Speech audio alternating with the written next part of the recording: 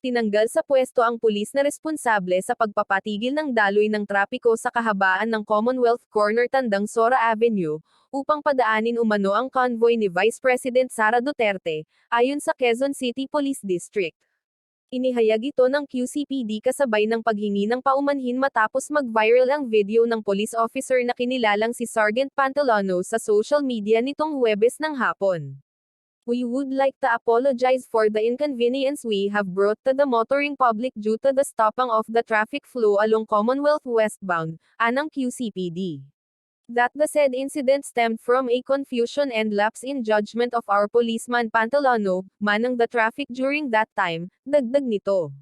Ayon sa QCPD, nag-overreact umano si Pantalono at pinatigil ang daloy ng trapiko, as a sign of courtesy and security, nang magkamali siya ng rinig sa salitang VP, at inakalang si Vice President Sara Duterte ang daraan sa lugar.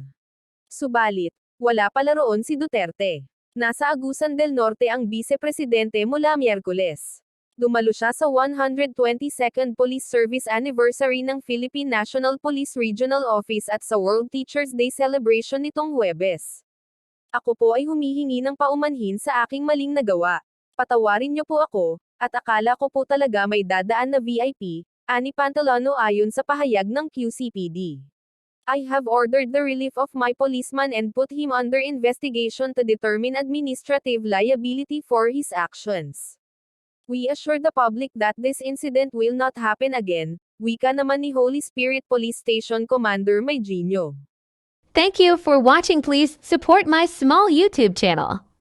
Like, share, and subscribe.